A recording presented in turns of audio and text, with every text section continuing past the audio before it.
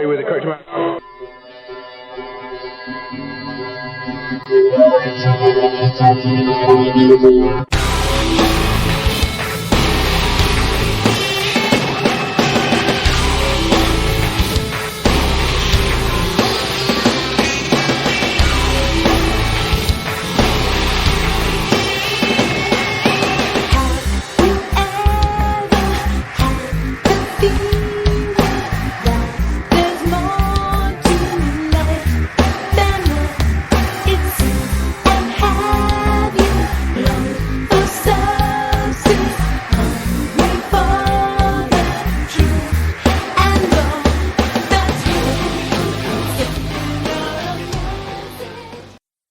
I love Emily Lazar's vocals. She's a great singer. That teaser demo is called Lost Angels by Emily Lazar's band, September Morning. They're working on a full-length album currently. Emily Lazar is seeking an official September Morning Canada Street Team, and there will be a free song with the first 500 ads friends count. You can add the band on their MySpace at myspace.com/MLazar. When you get the chance, check out September Morning's tour diary posted up on their MySpace blog, an entertaining read for sure. Exclusive coverage from August 21st through September 7th while they're on tour with Marilyn Manson. Hi, Tina here, journalist for HMTV Canada E-Zine. With me today is a very honored guest. Please welcome Emily Lazar, vocalist for September Morning.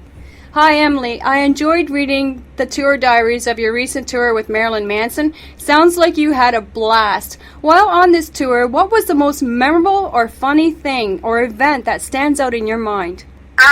Well, I mean, the whole throwing up thing was pretty memorable.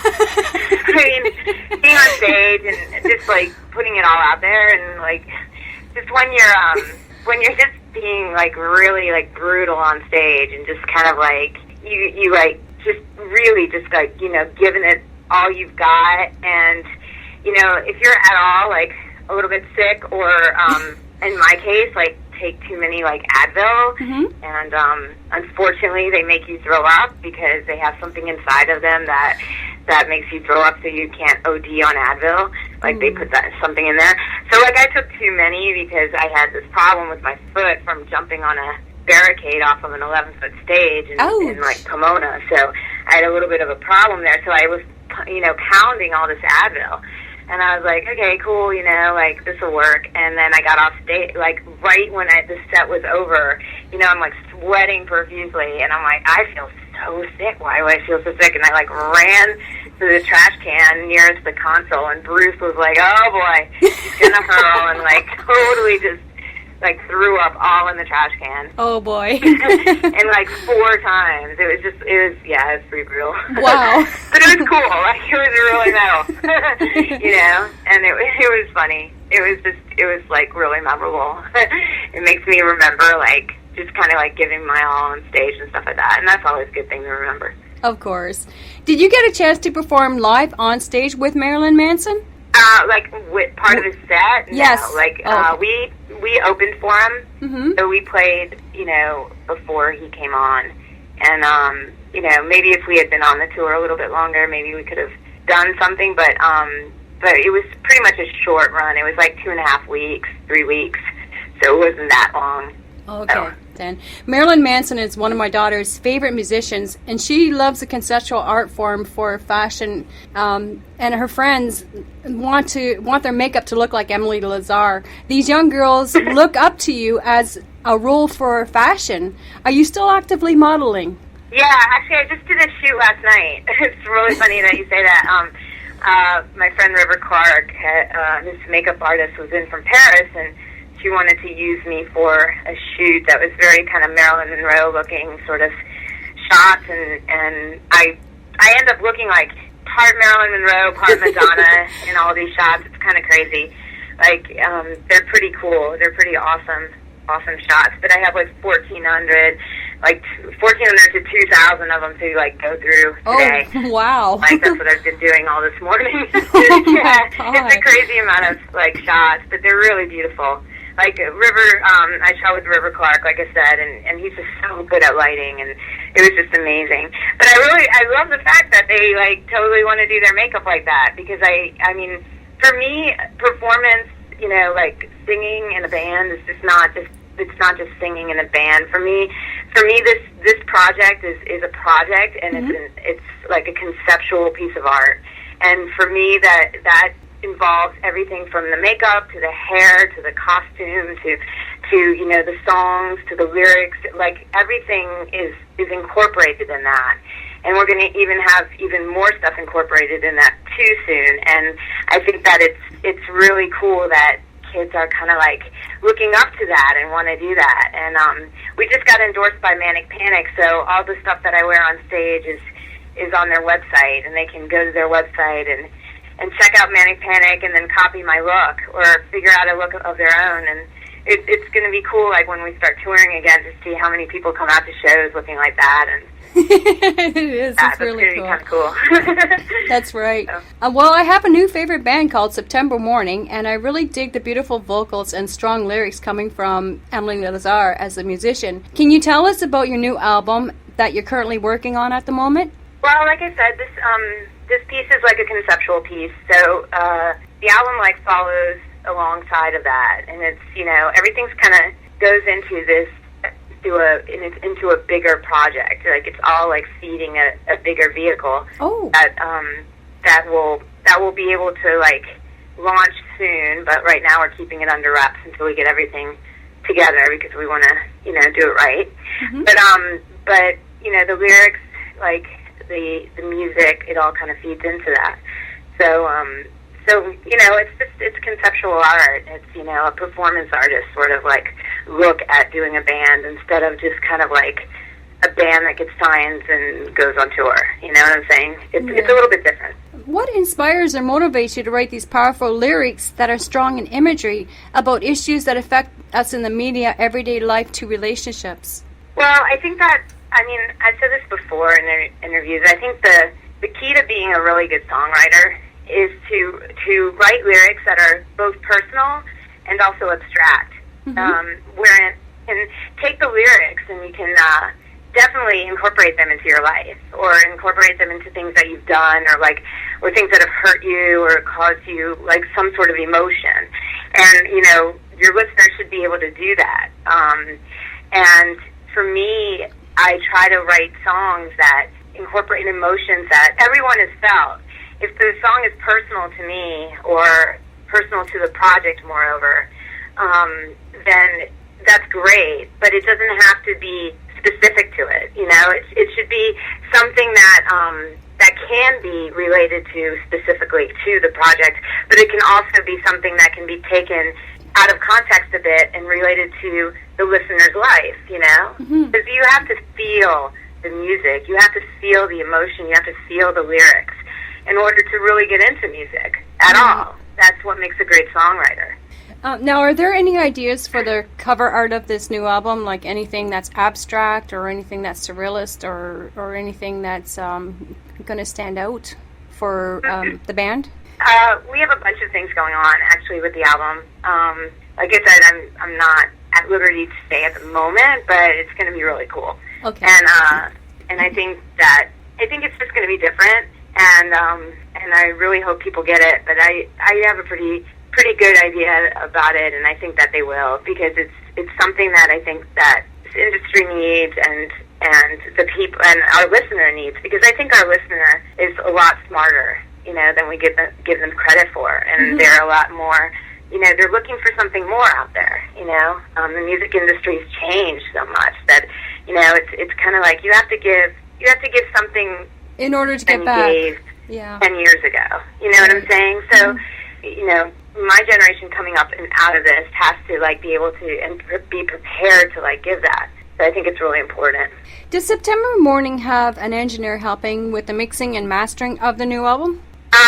Yeah, we're going to be going into the studio with a gentleman that is pretty well known.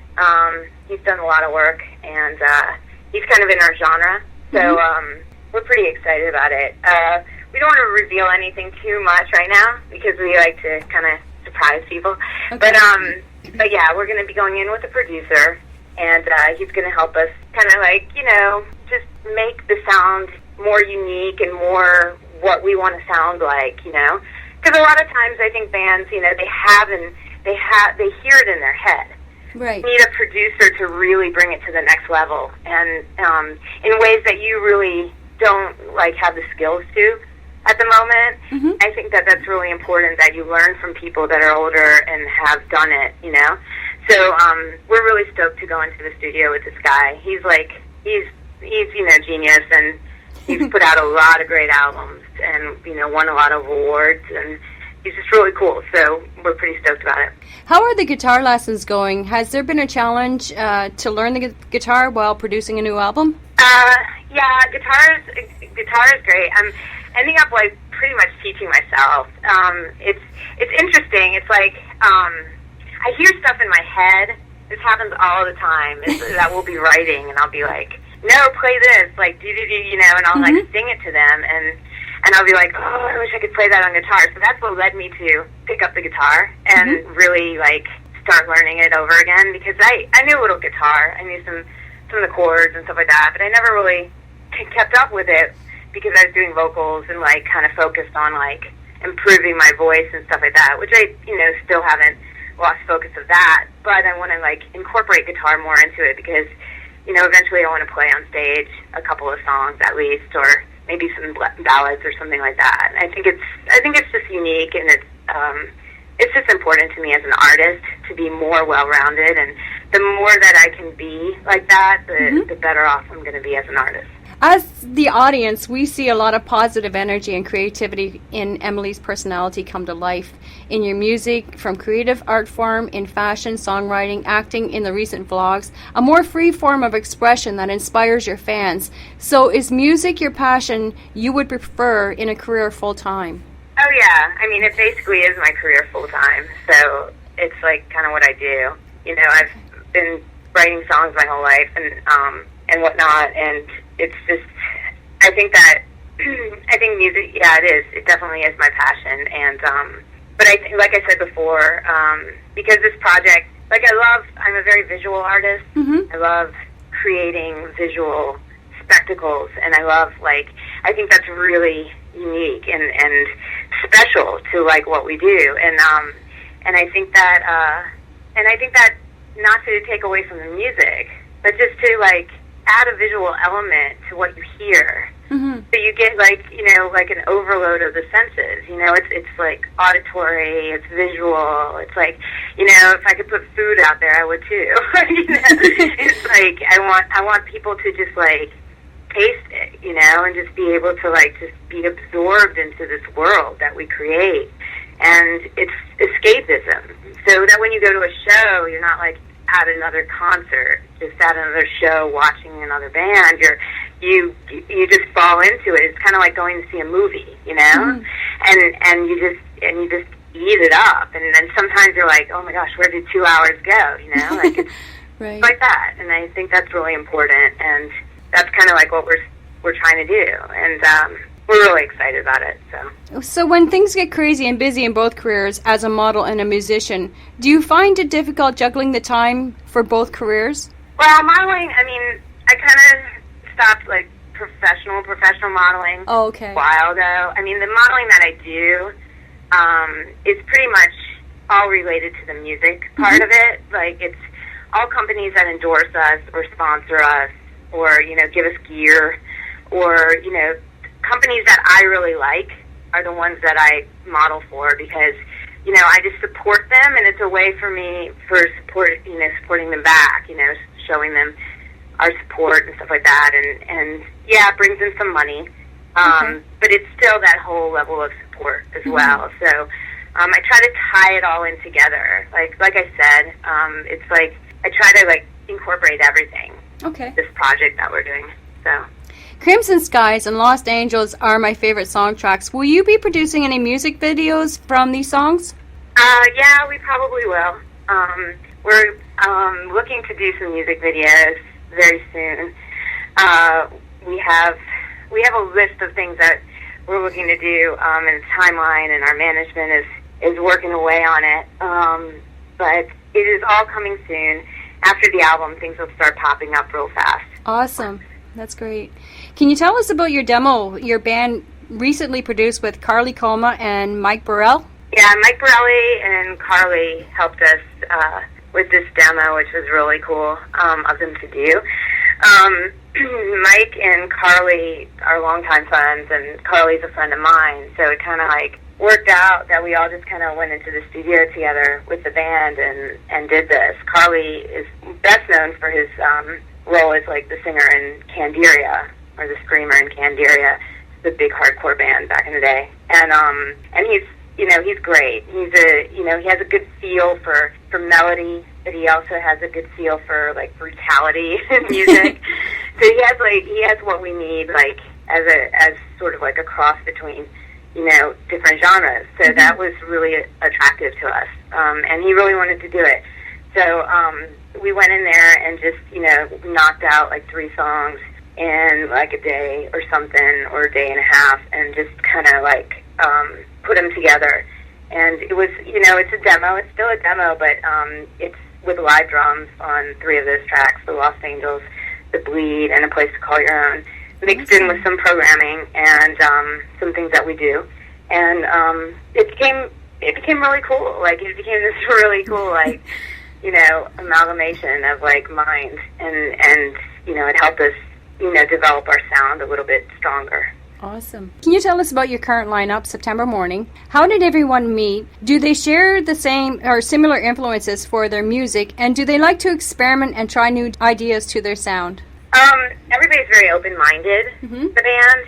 They're, which is very important that's pretty much why I picked these people, is because I need people that can see beyond the norm and like can blur the edges.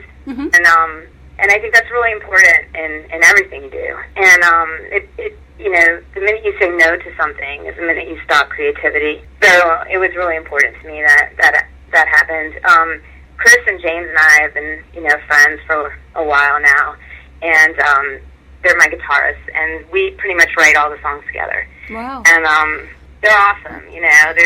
They're rad dudes, and they're solid players, and they're just a lot of fun to be with, and they know me. They're my friends, so it's kind of like we kind of know each other for a while, so it's easier to work with because, even if we don't like something the other person does, like, it's cool because, like, we just know each other well. We can just be honest and not be, like, afraid of, like, hurting people and hurting people's feelings or something like that.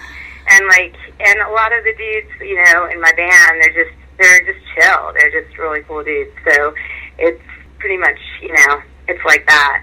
And as for their musical influences, well, that's kind of different because you have Chris, who's more industrial rocker kid, who has a lot of electronic programming. He does all the programming, he does all the keyboards, and he plays guitar as well. But he's more on that, sort of like Nine Inch Nails, sort of industrial sound, Pig, Hansel and Gretel a little bit, stuff like that. Yeah. And that's more his road, that he likes to pursue. And then on the opposite hand, you have not the opposite, but you have on the other hand, you have James, who is totally all about metal. So it's just like all metal all the time, So, but that's kind of what I wanted, because I wanted this fuse of amalgamation between like industrial and electronic and metal, and with like a pop sort of feel to the songwriting. And that was what we did. Okay. Because I come from, when I write songs, it's very much in a pop format. And I like melodic things, but I also like to scream. And I like metal a lot, but I also I kind of like everything that everybody's doing. So I kind of am like the bridge between everybody. That's cool. Works out. Sounds like it's a great team and a great family working together as one unit. Yeah, it really is. I'm very lucky to have them. Very, very lucky. Are you still hosting your own show, Things That Rocks, on Gorilla Wire TV? And can fans access this show online through the internet? Actually, I'm not doing that anymore. It's like because things have been so busy for me, I had to trim down some of my extracurricular activities, to say the least. And it's unfortunate that I had to, but it's for the project and for what we're doing. So I had to trim it down. And unfortunately, that was one of them to go. But I am doing my vlogs, so that's pretty cool. And I'll be mentioning, you know, stuff on there about, like, some cool stuff that's going on and whatnot. So you guys can check in there and leave me a comment, because I read them all. And I'll respond to if you ask a question or anything like that. So you can go to YouTube and leave a comment. And we have the Lazar 13 station is like the September morning station, basically. And we have videos up there of some of our performances, some homemade videos that we made, some funny videos that fans made. We have all that sort of stuff up there. It's pretty cool. Fans love that stuff, for sure. Yeah, it's fun. Oh, yeah, for sure it is. They love to interact. It's more of a social networking site when they can interact with the band. I'm big about interaction, and I hope that this project can yield like more of that with our fans, because I think it's really important. And it's really funny. I had a boy comment me on MySpace the other day. He's like, "How do you have the time to leave like a comment for me? You have like 1 million friends." And I said, "Well, I make the time because you know, you're important, you know, and every one of you guys are important. And, you know, I mean, you know, they become like your family, you know, like that's your, like, that's like your herd, you know, that's like, it's like your people, you know. That's right. And these are your, like, these are the people that are going to help you do what you do, like, for a living and make more art for them, you know, like you can't do anything without a fan, you know, fan base. So you have to have that in place to be able to do your art. So we just make art and hope that people like it enough to become a fan and support us in that way, because it's so important and they're so awesome. All of our fans are so awesome. They're just so supportive and so cool and just like so ready to do street teams and things like that. And it's just really fun talking to them too. Like I love like when kids message me on MySpace, and like I love replying to their questions and just talking to them. You know, even if it's about something that happened in school, or had a lot of like, you know, kids message me on personal problems and stuff like that, and you know, I try to like help them out as much as I can and just be there to support, because they've supported us for so long. Yeah, that's awesome. Does the band prefer to stay unsigned? What do you seek in a record deal? Is it both distribution and tour support? We did the Marilyn Manson tour without any label attached to us, and we at the moment were unsigned, and I think that was the first band that he's brought out that's been unsigned ever. I think. Don't quote me on that, but I'm pretty sure we're one of the first. Okay. So it was kind of exciting to even have that happen for us, and to even get that position and get that opportunity to do that. It was, you know, he's like, Manson's like, he's awesome, first of all. He's like super cool, and hanging out with him was amazing. He's super intelligent, like ridiculously so. and you know, he's just a really cool dude. And he's crazy, and that's awesome because I am too. So we got along great. But as far as labels go, since the music business has changed, and I won't like go into a long, boring story, but you know, since the business has changed, and there's just different ways to do it now, and I think that needs to be pursued. And like, I've always kind of had that like Wild Wild West sort of like mentality towards the record business. Okay. I think that since I've been in it, like you know, things have changed so much. So I think that should like hold true, and I think that we should start paving the way for a new future and for more like empowerment towards the artist, and not so much towards the label. I think that it used to be that artists fed labels, and now it seems like labels feed artists in a way, and then take from them. You know, it's not, you don't have very much empowerment on a label right now. Like it seems like everybody's a little bit kind of like dependent on them, asking for what they can get, and that's about it. You know, artist development is so like few and far between. There are some people that are still doing it barely, but even those are hard to come by, you know. Right now it's just like sign a band, get them in the studio for a month, churn out a record, and put them on the road, you know. And that's not what it was all about. If you did that to Led Zeppelin, they would have never been a band. Their first record flopped. You know, it's like you don't get that anymore. So it's just a different environment. So in order to do right by my project and what I want to do with the music business. Like, for us, like, I think it might, you know, I don't want to say we'll never get on a label or anything like that, but it might be a good thing to stay independent for a minute.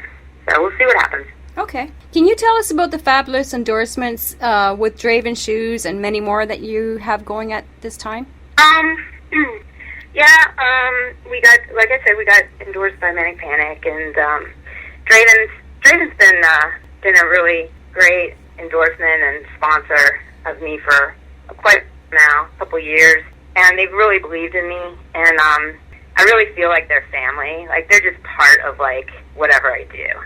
And I just, you know, I love those guys. They've been so supportive. And, you know, for a company to really just love on, like, someone like that is just few and far between nowadays. And it's just, they're really good people. It's a really solid company. And there's, you know, they have good hearts. And that's really important because you don't find that very often in the music business. So it's nice to go out there and visit them. I went out to California and visited them, and they gave me tons of swag, and it was great. And they're just really supportive. Coffin Case is another great company. Johnny has been great. He came out to our show in Pomona when I jumped off stage, so that was fun. He's awesome. Johnny's amazing, and they're going to be a really big part in what we do, I think, in the future. So we're really excited to have a good relationship with them and be really excited about what's coming up in the future. And then I have a bunch of other companies that I've done work with that endorse us. So it's just I've just been really blessed, I guess. Yes, for sure. There's a lot of them. Yeah, I'm like, from your MySpace page, I couldn't believe how many endorsements. I'm like, wow, these are a lot of them. Sure, getting your name out there, that's for sure. It helps. Yeah, it does. It's a lot of work, you know? Like, I think that a lot of people just get scared of how much work it is because, like, I'm like a workaholic, though. Like, I work, like, 24 hours a day. So it's just kind of like, that's all I do, you know? But I don't mind it. Like, I love doing it. It's, like, my passion, and it's, like, it's the mark I want to leave on the world, you know? Of course, yeah. In the end, it's worth it. It's worth putting all that time into it. Now, is there any plans for the new year once your new album comes out? Is September Morning going to conquer the world through a USA, Canada, or European tour? Yeah, we're getting into tour stuff right now, bookings and stuff like that. So, yeah, we plan on going out most of next year. Like, we'll be on the road. I want us to be on the road as much as possible. Like, I tour every single day of the year if I could. But we'll see, you know, what happens. It all depends on, you know, the album and the other side of this project that we're doing, like how everything comes together, how quickly it does. You know, like, since we are kind of like doing this a totally different way than just a label, it's got its, like, you know, moment to kind of like get everything together. But we have a really sound couple of companies behind us that really know their stuff, so we're pretty excited about it. I'm sure we can get it together pretty timely.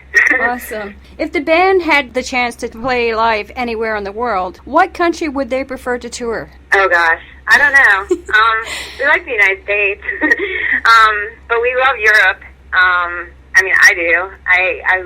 I think Europeans are really cool because they seem to be a little bit less judgmental in some ways than Americans and Canadians as well. You know, you guys are less. It's kind of like, you know, whatever goes a little bit more. You know, I know there are a lot of different types of music that are really excelling over in Europe and Canada that aren't really listened to much here or don't get a lot of publicity, which is really a shame, but sometimes we get a little tunnel vision over here in the United States. But I still love, like, touring the States. It's amazing. And Canada would be great. We would love to tour in Canada. Especially me. I love Canadians. They're awesome. Great, thank you. I had a lot of bands that I interviewed recently, and they say they want to go to Japan. That's a hot spot. Yeah, Japan is definitely a huge market for us. We've already had, like, a label deal offer over in Japan. Wow. Interesting. Yeah, but we're waiting on that for a moment because we have to do that market properly, and I don't want to jump into it too fast. You know, I want to be able to, like, prep it and, like, really hit it hard when we hit it. Yeah. So I think it's going to be a very good market for us, like a very, very good market for us. For sure, yeah. And you want to make sure that you dot your I's and cross your T's before you jump into anything, and you do your research. Yeah, for sure. Yeah. And like on MySpace, we have a lot of Japanese fans, like a lot. Mm-hmm. So it's definitely a really important market for us, and they love metal over there. Oh, they for love sure. female singers, and because they don't get a lot of them, Mm-hmm. like they don't get a lot of brutal metal female singers over there. So it's especially with a little bit of an electronic and theatrical edge, it's a little bit of a new thing for them. So I think it'll go over pretty well. They seem to be very open-minded to stuff like that. So all of Ontario and Southern Ontario and well into New York, we're all metalheads. Yeah, all my I know. fans are metalheads. Yeah, I love that. I really love that. My fans run me. They're all metalheads, for sure. That's awesome.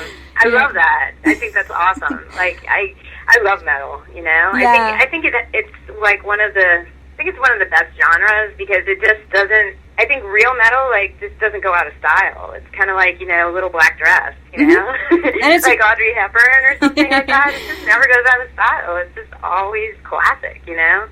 Like Metallica will always be Metallica, and they will always sell out stadiums. And that's just how it is, It's not like these bands that crop up every now and again that kind of like fade in and fade out, Mm-hmm. It's it's pretty cool. And it's really popular when the economy's tough because the major reason is these kids can go to the concert and they can just let it all hang out and just release that energy, that negative energy that they've experienced through the week or months or anything that's come by in their life or issues. So it's a cure-all for any kind of mood.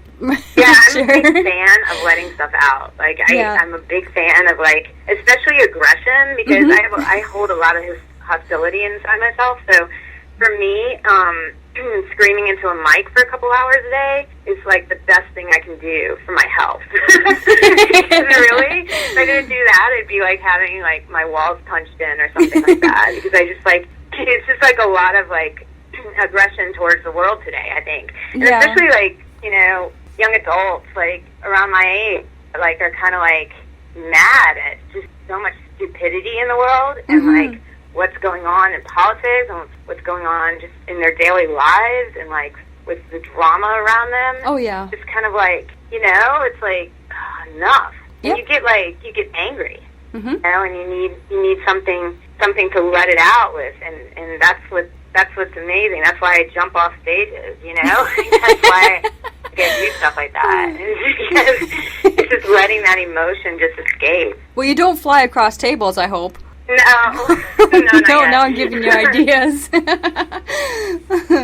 Yeah, but I agree. It's a good for the kids to get out to these concerts and just let loose and just get it all out, sort of thing, and just go wild. I mean, that's their time. Yeah, they get to. That's why they love it. I'm also about them taking care of each other. Mm-hmm. They're at shows like that because it can get really brutal in the pit. We had a kid in it was gosh. I'm not sure where it was. I think it all the dates start to blend together after a while when you're on the road. But it was toward Portland. It was up in the Washington area, mm-hmm. and we had a kid get brutally kicked in the head. Oh. And he started bleeding, and it was just really bad. The ambulance had to come in and get him, and it was in the pit. It happened in one of our pits, and it was when I see that, it's the kids around him helped him up and got him safely to where he needed to go, but that's really scary. So it's it's good that people will pick them up and if you see somebody fall in the pit, pick them up. Mm-hmm. Just don't let them be trampled. That's when it just gets kind of that Lord of the Flies sort of thing. Right. It does. It just gets really. It's too much. Mm-hmm. There's a healthy balance between being brutal and being evil, and right. I think that I want to stay on the brutal side, not on the evil side, because that's true. Yeah. That's not good. For sure. I agree. So before we wrap up our interview, is there anything you would like to say to your fans or anything to plug in at this current time? At the moment, like I said, we're doing a lot of scratch demos and a lot of new songs for the record. So we appreciate all of our support from you guys out there, all of our fans, all of our Canadian fans especially. You guys have been great. We have a lot of Canadian fans, and you guys have just been really awesome. And and our street teams up there and stuff, and just you guys are great. So keep on listening. by New Year we'll have stuff for you guys to purchase and merch and all this sort of new stuff coming up. So just be patient with it, and thank you. Like, thank you for just being there for us and being so, fucking rad, So. Yeah, for sure. Thank you, Emily, for taking the time out of your busy schedule to complete our interview. We hope to see September Morning come to our city and play in the near future, eh? Horns high, you rock. Yeah, we'd love to. I'm sure we will. Okay, thank you, Emily. Okay, thank you.